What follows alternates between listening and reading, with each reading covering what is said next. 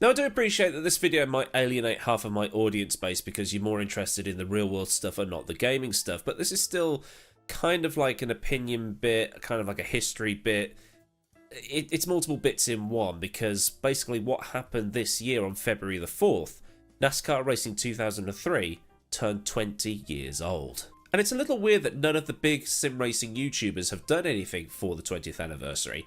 I know GP Laps has been playing NASCAR 4, and there are others who do the yearly OMG Richard Burns Rally is insert years old here, let's find out why it's still the rally simulator, and so on. But the question behind this video has been lingering for some time, and I've always wanted to do an answer as a video. Why was NASCAR Racing 2003 so good, and why is it still revered 20 years later? One reason we can point to is that it was the last of true NASCAR, when the teams and drivers turned up, raced, and whoever had the most points at the end of the season was the winner. Then NASCAR decided to introduce the playoffs, the chase for the championship, the so-called Matt Kenseth rule, because Kenseth won the 2003 NASCAR title by only winning one race, and then was just consistent everywhere else. And that's boring, apparently. This is also the final year where racing to the line on a caution was a thing, and the final year before the beginning of what we now know as overtime.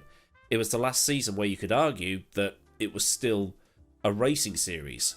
So there's a, oh yeah, this is what it used to be like type of thing going on here. Now, a playoff system had been in use in the Truck Series as early as 2001, but it wasn't until 2004 that it came into the Cup Series. Also in the game files is unused audio for the green, white, checker finish. Not green and white checker finish, green, white, checker finish. I know this now.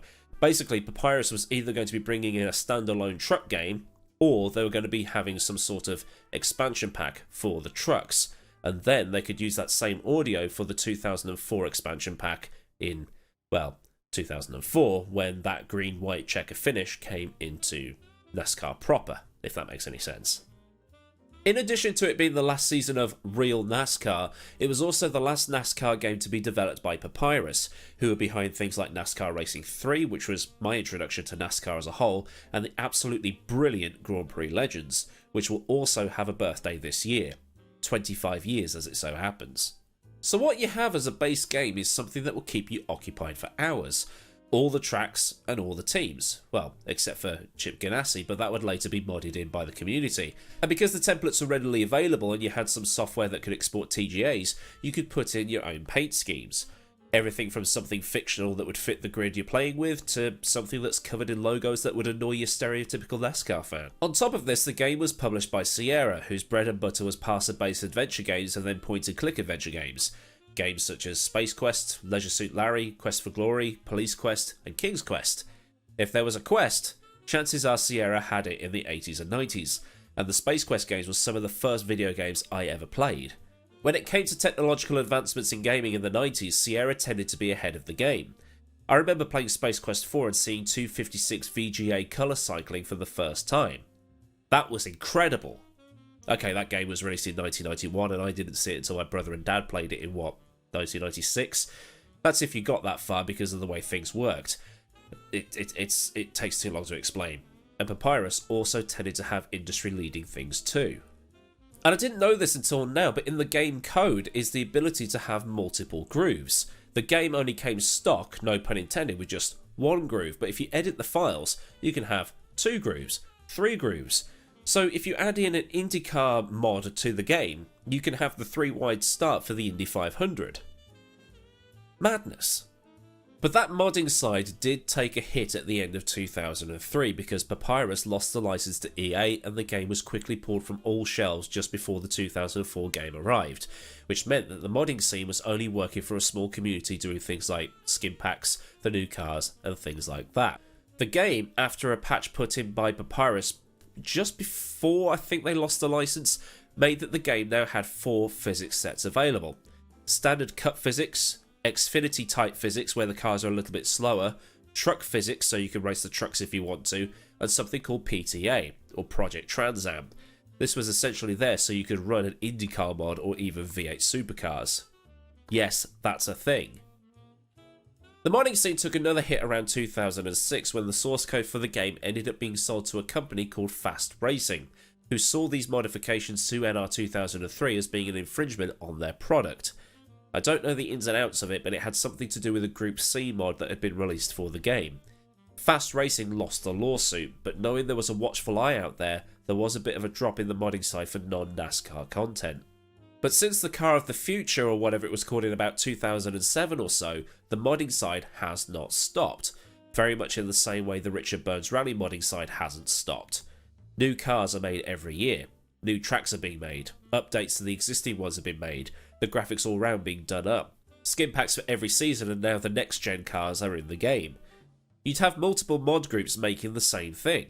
In the words of one source used to put all this together, usually the one that nuked the frame rates the least usually became the standard. And because NASCAR 2003 had such good AI as well and talent files for each individual driver, you could have a pretty realistic season once you got everything installed.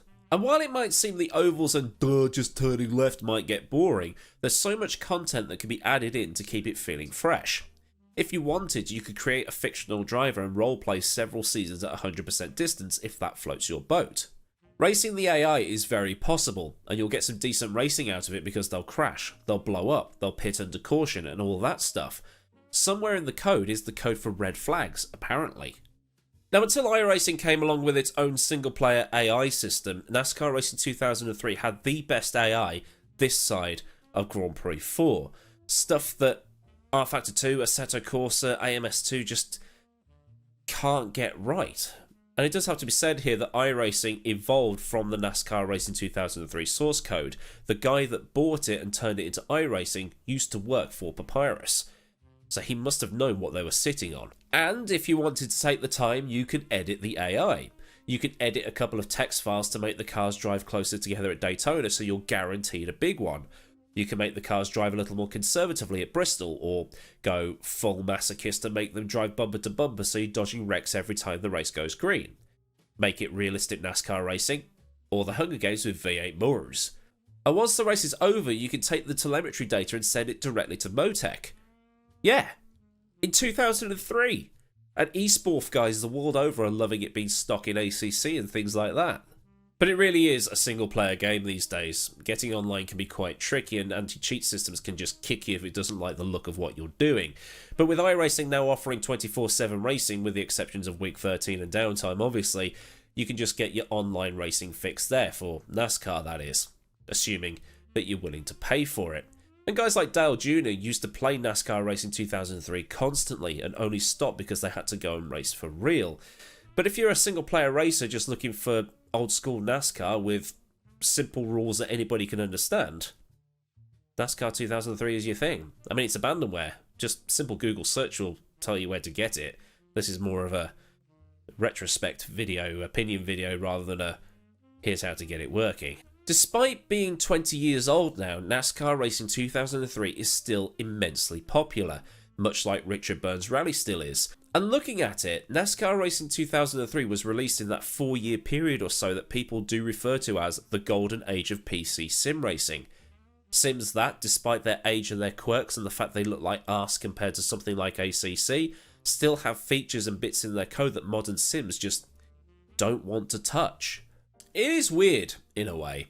A game that is now 20 years old still having the popularity it does.